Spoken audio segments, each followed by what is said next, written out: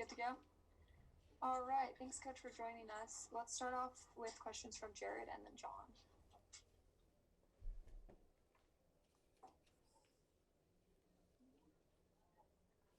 Kalani, congratulations on the win. What was the difference? Give up 42 points in the first half, just 7 in the second half. What was the difference? The difference was Eli Sitake making adjustments at halftime. And, our guys, it wasn't so much the scheme adjustments, it just focus on fundamentals. I mean, we did a couple things differently scheme-wise, but I think, it started off good. And it was just a little interesting because at the beginning of the game, there were no TV timeouts. So things are rolling really quickly.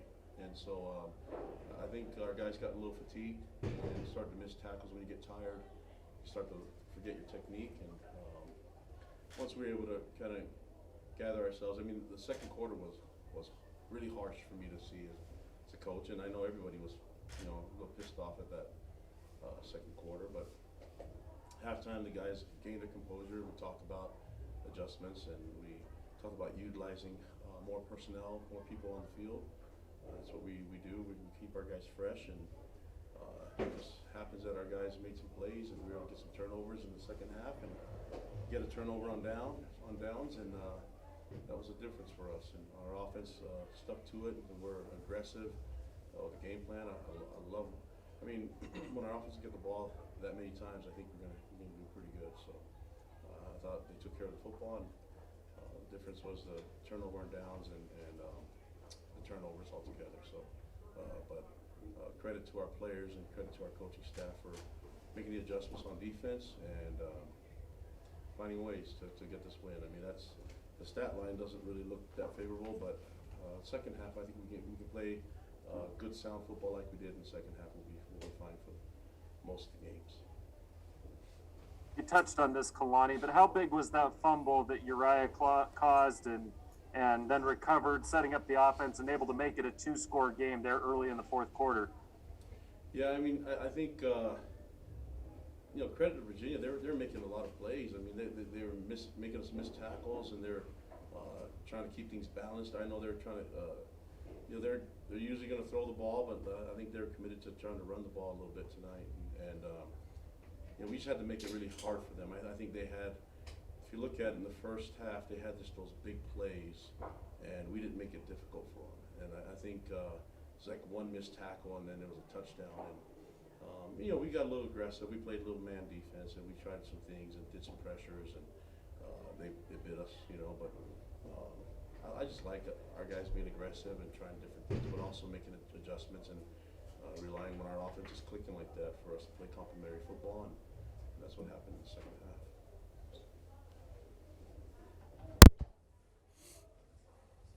Kalani, can you touch on Jaron Hall's progression and evolution as a passer? He had career high in passing yards for you guys tonight. It just seems like he's getting more and more comfortable with the playbook and with reading the defenses. Yeah, I think game time that just happens. Guys get more comfortable playing the game and more comfortable making adjustments. And I mean, I'm going to make an excuse for Jaron. He's been banged up. This is when he's fresh and he can go. He's a much different player. And when we were in a position where he was banged up and Baylor wasn't cleared to go, we had to protect him a little bit. And then we relied on Tyler to make some plays for us, but our game is going to have to be focused on the quarterbacks being able to make plays for us, and sometimes it just takes a little bit more experience, a little bit more time for those guys to progress. And I think A-Rod's an amazing coach, and more time with him and getting these young guys more opportunities to play. I think we can do some really good things. I mean, 66 points isn't too bad.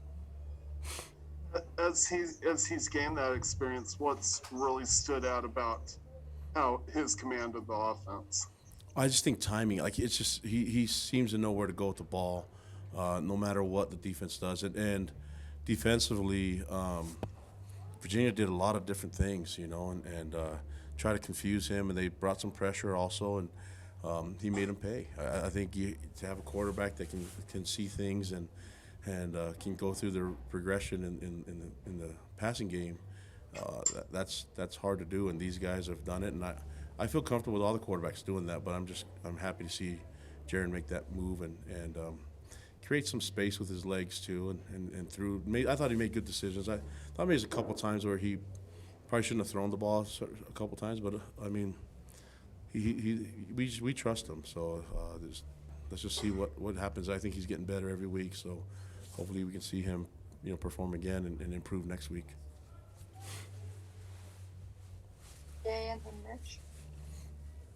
Hey, hey, Kalani, when we weren't talking about Bronco coming back, we were wondering if your offense was equipped to get in a shootout with their offense. You feel like you guys answered that loud and clear tonight?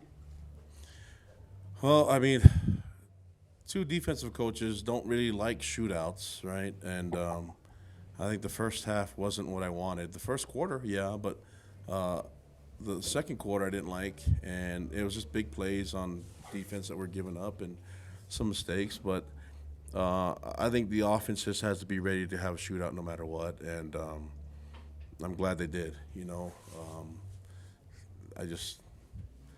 Defensively, we had a lot of guys that were banged up and weren't able to go, and that's just the game. But at the same time, we have to believe in our depth, and sometimes I think in the first half we had guys playing tired when they should have just rested. And second half, we utilized all our personnel. We rotated guys in there, kept them fresh, and that made the difference for us.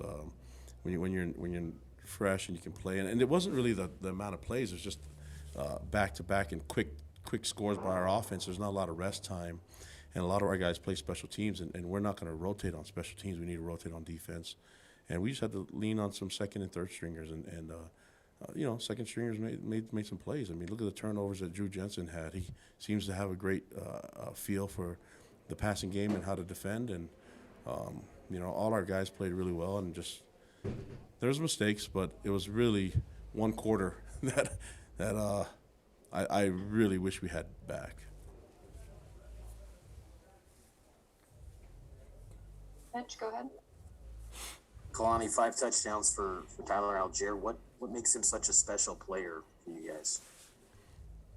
He's tough, man, and he has a lot of speed. I think people misunderstand that they don't really realize that he's a big body, but he can run, he can fly. So that's dangerous when he can get to the next level. And he broke some tackles tonight and played hard. And he's a little sore. I said this before that we're going to need him to do that, and I think we have to be smart with him, but he's willing to dish out the punishment and find ways, and it's just a matter of time before he finds an opening, and then he finds a crease and turns it into a big play. You mentioned Drew Jensen, Alden Tofa, John Nelson, some guys that maybe are lesser known on this defense making big plays in the fourth quarter. How satisfying was that to see them rise to the occasion and take on that role in that spot? It was great. I thought, that was the adjustment. Really, we had a great game plan. We just cannot play tired. And when you're going against tempo, we just need to rotate guys, and we need to trust those guys to play. I mean, they made plays tonight, So we talk about our depth, and I know guys want to play as many plays as they can, but I think it's important for them to trust the backups and to let them get in there and make plays.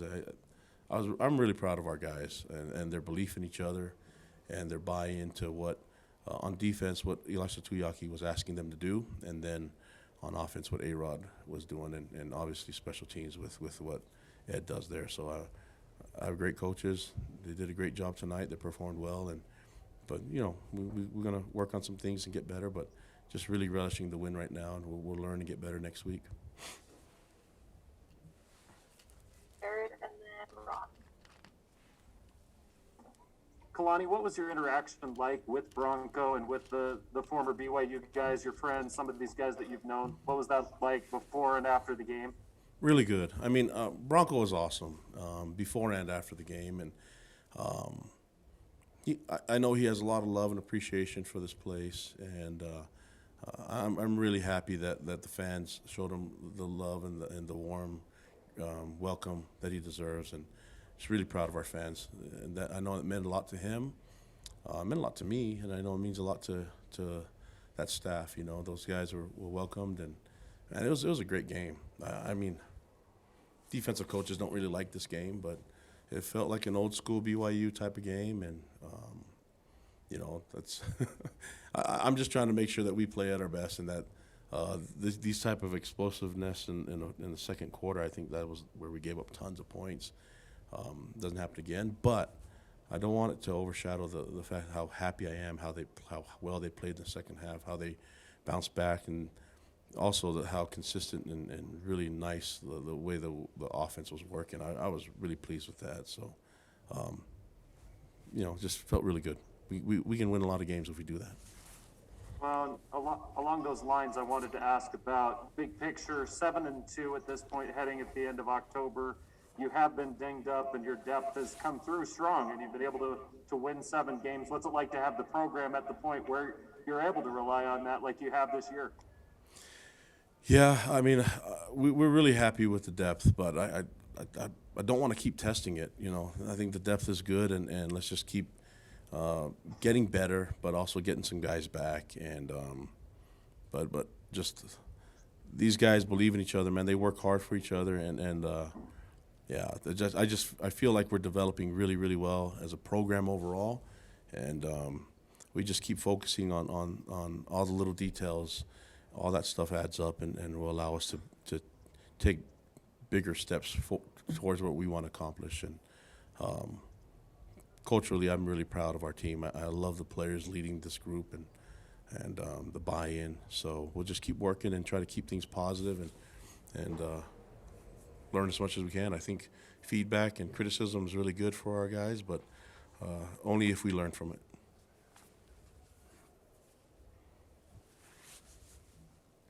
Okay, we'll do last 2 quick questions from Ron and then Ben.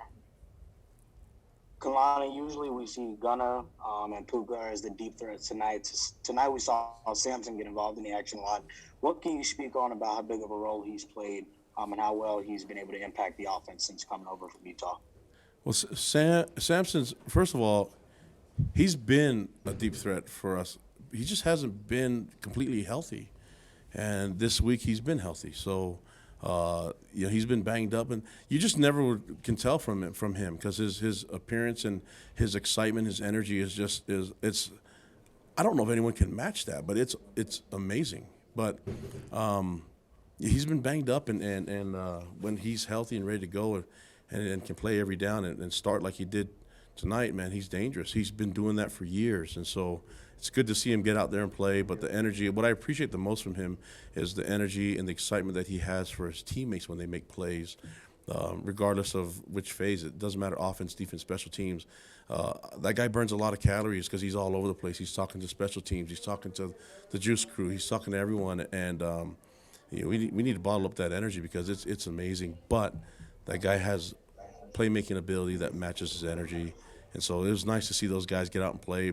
Gunnar, it was just we thought Gunnar was going to go, but I think we decided to be safe and make sure that he's got a bright future in football. We just need to make sure that we don't put him in harm's way. And so and we felt good. I mean, Keanu made some plays downfield too, and you know, we had a lot of guys. I think Chris Jackson was ready to make some plays happen. He unfortunately had a targeting call on him, and you know, but the guys, we feel deep in a lot of different positions.